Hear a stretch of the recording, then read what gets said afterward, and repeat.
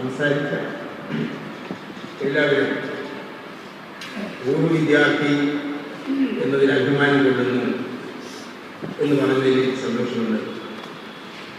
എന്നാൽ എനിക്ക് ഇവിടെ വിദ്യാർത്ഥിയാകാനും അധ്യാപകനാകാനുമുള്ള ഭാഗ്യം സിദ്ധിച്ചു എന്നുള്ളതുകൊണ്ട് അല്പം ചില വാക്കുകൾ സംസാരിക്കാൻ ഞാൻ ആഗ്രഹിക്കുക. 62 മാർച്ചിലാണ് ഞാനിവിടെ SLC പാസ്സായി പോകുന്നത്. എൻ്റെ ജ്യേഷ്ഠനും അനുജനുമൊക്കെ ഈ സ്കൂളിലെ വിദ്യാർത്ഥികളായിരുന്നു. ജ്യേഷ്ഠൻ ഹരിസേവ്യ സാറിനോട് ഒപ്പം ഇവിടെ പഠിച്ചിരുന്നു. എൻ്റെ കുടുംബത്തിലെ പിന്നീട് വന്ന ആൺകുട്ടികളെല്ലാം ഈ സ്കൂളിലാണ് പഠിച്ചത്. 71 മുതൽ 83 വരെ ഞാൻ ഈ സ്കൂളിൽ അധ്യാപകനായിരുന്നു. ഈ സ്കൂൾ വിട്ട് ഗവൺമെൻറ് സർവീസിലേക്ക് പോകുവാൻ എനിക്ക് ഒരല്പം പോലും മനസ്സ് വന്നിരുന്നില്ല. ഗവൺമെൻറ് BSc സെലക്ഷൻ കിട്ടിയിട്ട് പോലും ഞാനിന്ന് എക്സ്റ്റൻഷൻ വാങ്ങിച്ച് കഴിയുന്നതും ഇന്ന് പോകാതിരിക്കാൻ ആഗ്രഹിച്ചു. ഭാഗ്യവശാലോ എൻ്റെ ഭാര്യയ്ക്ക് മലപ്പുറത്ത് ജോലി കിട്ടിയപ്പോൾ കുടുംബത്തിൻ്റെ നിർബന്ധത്തിന് വഴങ്ങി എനിക്ക് ഈ സ്കൂളിൽ നിന്ന് വിടേണ്ടി വന്നു. പക്ഷെ ഇന്നോളം ഈ സ്കൂളിൽ നിന്ന് അകന്നു നിൽക്കുവാൻ എനിക്ക് സാധിച്ചിട്ടില്ല എന്ന് പ്രഭാകരൻ സാറിനും ഹെഡ് മാസ്റ്റർ ഫ്രാൻസ് സാറിനും വ്യക്തമായി അറിയാം. നേരത്തെ ഇവിടെ സൂചിപ്പിച്ചതുപോലെ 71 സ്റ്റേറ്റ് യൂത്ത് ഫെസ്റ്റിവൽ ഇവിടെ നടക്കുന്നത് ആലപ്പുഴ സംബന്ധിച്ചിടത്തോളം വലിയൊരു ആഘോഷമായിരുന്നു.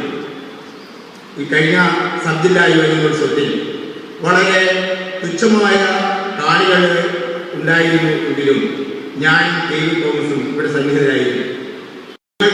ഞങ്ങളെ കണ്ടപ്പോൾ തന്നെ പ്രഭാകരൻ സാറിനും ഫ്രാൻസിസ് സാറിനും വലിയ അത്ഭുതം തോന്നിയില്ല. കാരണം ഈ സ്കൂളിൽ ഏത് ഫംഗ്ഷനിലും ആരും ക്ഷണിച്ചില്ലെങ്കിൽ പോലും എത്തിച്ചേരുന്നത് ഒരു അവകാശമായി ഞങ്ങൾ കണക്കാക്കും. ഇന്ന് തന്നെ ഈ വിഷയത്തെപ്പറ്റി ഞാൻ ബോധവാനായിരുന്നില്ല.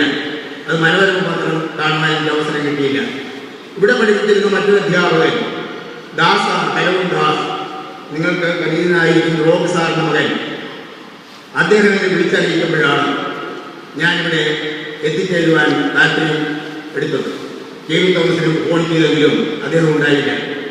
ഞാനിത് പറയുന്നത് ഇവിടെ നിന്ന് പോയതിനു ശേഷം മലപ്പുറത്തെ 4 സ്കൂളുകളിലും ആലപ്പുഴയിലെ 4 സ്കൂളുകളിലും എനിക്ക് പഠിപ്പിക്കുവാൻ അവസരം കിട്ടി.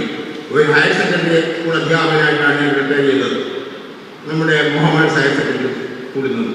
പക്ഷെ മറ്റൊരു സ്കൂളിലും കിട്ടാത്ത അനുഭവം ഇവിടെ നിന്ന് എനിക്ക് ലഭിച്ചു എന്നുള്ളത് കൊണ്ട് ഞാൻ എന്നും പറയാറുണ്ട്, എന്നെ ഞാനാക്കിയത് ദൈവത്തിന്റെ സ്കൂളാണ്.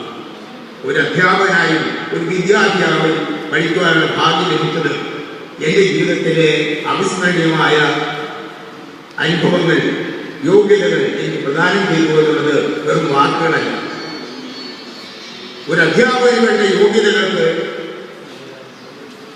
വ്യക്തമായ മാനദണ്ഡം കൽപ്പിക്കാൻ സാധ്യമല്ലെങ്കിലും എനിക്ക് ഇവിടെ നിന്ന് കിട്ടിയ ശിക്ഷണം, ഗുരുജനങ്ങളോടൊപ്പം പഠിപ്പിക്കാൻ കിട്ടിയ അവസരം എൻ്റെ ജീവിതത്തിൽ, എൻ്റെ വ്യക്തി വികാസത്തിൽ വളരെയേറെ സ്വാധീനം ചെലുത്തി എന്ന് ഞാൻ വിശ്വസിക്കുന്നത് കൊണ്ട് എനിക്ക് ഒരിക്കൽ പോലും ഈ സ്കൂളിനെ മറക്കാൻ സാധിച്ചിട്ടില്ല. പല യോഗങ്ങളിലും വെച്ച് ഡോക്ടർ മനോജിനെ കാണുമ്പോൾ, മനോജനെ വിഷയിക്കുമ്പോൾ എനിക്ക് മനോജന്റെ വിദ്യാർത്ഥിയാണെന്ന് എനിക്ക് തോന്നിയിരുന്നില്ല. പക്ഷെ ഒരു ദിവസം സ്റ്റേജിൽ നിന്ന് ഇറങ്ങി വന്നിട്ട് മനോജ്, ഞാൻ സാറിൻ്റെ വിദ്യാർത്ഥിയാണ് യോഗത്തിൽ എന്ന് പറഞ്ഞിട്ട് എനിക്ക് അഭിമാനം തോന്നി. കാരണം എൻ്റെ മനസ്സിൽ ചെറിയ കുട്ടിയുടെ രൂപമാണുള്ളത്. അവരെയൊക്കെ എല്ലാവരെയും ഓർമ്മിക്കാൻ എനിക്ക് സാധിക്കില്ല. കാരണം അവരിൽ വളരെയേറെ ശാരീരികമായ മാറ്റം സംഭവിച്ചു കഴിയുമ്പോൾ അവരെ തിരിച്ചറിയാൻ എനിക്ക് സാധിക്കില്ല. പക്ഷെ ഒരു അധ്യാപകനെ തിരിച്ചറിയുവാൻ അന്ന് MP ആയിരുന്ന മനോജിന് സാധിച്ചത് ഈ സ്കൂളിൽ നിന്ന് കിട്ടിയ ശിക്ഷണത്തിന്റെ മഹത്വമാണെന്ന് സംശയമില്ല.